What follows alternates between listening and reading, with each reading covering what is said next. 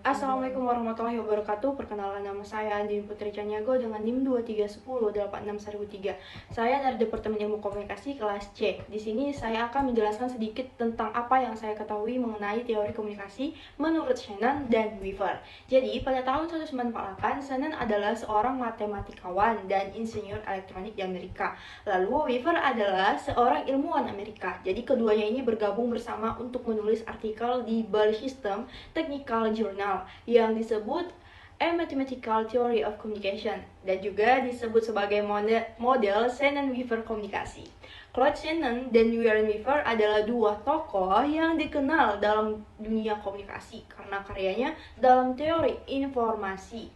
Mereka memiliki pandangan yang unik tentang komunikasi yang telah membantu dalam pemahaman berbagai informasi dipindahkan dan diterima dalam konteks komunikasi. Jadi, pandangan Shannon dan Weaver tentang komunikasi dikenal sebagai teori informasi Shannon-Weaver yang pertama kali diterbitkan pada tahun 1949. Model ini dirancang khusus untuk mengembangkan komunikasi efektif antara pengirim dan penerima. Mereka juga menemukan faktor-faktor yang mempengaruhi proses komunikasi yang disebut kebisingan. Pada awalnya, model ini dikembangkan untuk meningkatkan komunikasi teknis. Namun belakangan ini diterapkan secara luas di bidang komunikasi. Mereka mendefinisikan komunikasi sebagai proses mentransmisikan informasi dari satu titik, yaitu si pengirim, dan ke titik lain, yaitu si penerima, melalui saluran komunikasi tertentu. Menurut Yasir, dalam buku Pengantar Ilmu Komunikasi, sebuah pendekatan kritis dan komprehensif pada tahun 2020, model komunikasi Shannon dan Weaver sering juga disebut sebagai model matematis atau model teori informasi. Sesuai dengan buku Komunikasi dan Interaksi Sosial Anak pada tahun 2021, karya Encep Sudirjo dan Muhammad Nur Alif. Karakteristik model komunikasi Shannon dan Weaver adalah yang pertama, komunikasi berlangsung dalam dua proses yang membuatnya sebagai model yang mudah diterapkan dalam semua bentuk komunikasi. Lalu, konsep gangguan atau noise membantu membuat komunikasi menjadi lebih efektif. Caranya dengan menghilangkan gangguan atau penyebab masalahnya. Model komunikasi Shannon dan Weaver hanya diterapkan dengan baik pada komunikasi interpersonal dibanding komunikasi massa atau komunikasi kelompok. Sumber informasi berperan aktif dalam proses pengiriman pesan. Tujuan atau destination berperan pasif dalam proses komunikasi. Lalu dalam model komunikasi Shannon dan Weaver, umpan balik tidak begitu penting jika dibandingkan dengan pesan yang akan dikirim oleh sumber informasi. Teori matematika komunikasi dalam model Shannon dan Weaver mengikuti konsep komunikasi secara linear dari pengirim ke penerima dengan langkah-langkah dari pengirim sebagai awalan sumber informasi. Model Shannon dan Weaver dimulai dengan pengirim ini, yang dimana mereka memiliki informasi sebagai sumber informasi, memulai proses dengan memilih pesan yang akan dikirim, seseorang yang akan dikirimi pesan, dan saluran yang akan digunakan untuk mengirim pesan dengan berbagai cara, mungkin secara lisan, secara tertulis, melalui bahasa tubuh, musik, dan banyak contoh lainnya. Contohnya itu seperti pengirim mungkin adalah orang yang membaca siaran berita di berita malam. Mereka akan memilih apa yang akan dikatakan dan bagaimana mengatakannya sebelum siaran berita dimulai. Lalu ada encoder atau pemancar. Namun encoder juga bisa menjadi orang yang mengubah ide atau kata-kata lisan, kata-kata tertulis, atau bahasa isyarat untuk mengkomunikasikan ide kepada seseorang. Encodernya bisa berupa telepon atau yang mengubah suara kita menjadi binar 1 and 0 untuk dikirim ke seluruh telepon.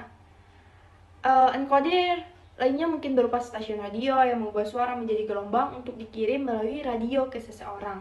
Lalu selanjutnya ada saluran. Saluran komunikasi adalah infrastruktur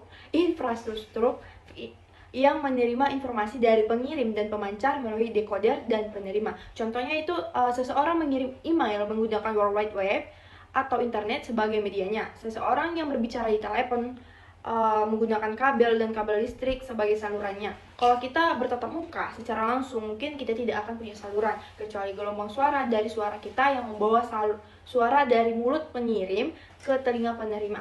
Lalu kebisingan. Kebisingan mengganggu pesan saat sedang dalam perjalanan dari si pengirim ke si penerima. Ada dua jenis kebisingan, internal dan eksternal. Salah satu tujuan utama orang yang menggunakan teori ini adalah untuk mengidentifikasi penyebab kebisingan dan mencoba meminimalkannya.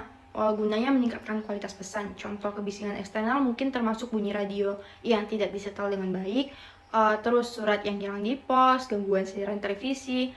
Lalu untuk selanjutnya contoh kebisingan internal yang mungkin termasuk seseorang yang mengalami sakit kepala sehingga tidak dapat menyampaikan pesan yang ingin disampaikan kepada si penerima. Lalu selanjutnya ada decoder. Jadi decoder adalah kebalikan dari pengkodean. Shannon dan Weaver membuat model ini mengacu pada komunikasi yang terjadi melalui perangkat seperti telepon. Jadi dalam model ini biasanya diperlukan perangkat yang menerjemahkan pesan dari angka biner atau gelombang kembali ke dalam format yang dapat dipahami oleh si penerima. Jadi kayak kalau kita bicara tentang komunikasi langsung antara orang-orang tanpa menggunakan teknologi, mungkin masih diperlukan penguraian kode. Misalnya ketika memecahkan kode pesan rahasia, mengubah kata-kata tertulis menjadi sesuatu yang masuk akal dalam pemikiran, terus menafsirkan makna di balik gambar yang dikirim kepada si pengirim. Lalu selanjutnya ada penerima. Penerima ini adalah titik akhir dari model Shannon dan Weaver dari proses komunikasi teknis. Ini adalah langkah di mana orang tersebut akhirnya menerima pesannya atau apa yang tersisa setelah memperhitungkan kebisingan. Lalu teori informasi Shannon, Weaver masih memiliki relevansi yang kuat dalam studi komunikasi modern. Konsep dasar seperti pengirim, pesan, saluran, penerima, dan noise membantu para peneliti dan praktisi dalam memahami menganalisis proses komunikasi. Baik, sekian yang saya dapat sampaikan. Saya Anil Putri. Saya memohon pamit undur diri. Jika ada kesalahan kata dalam penyampaian informasi, saya memohon maaf. Wassalamualaikum warahmatullahi wabarakatuh.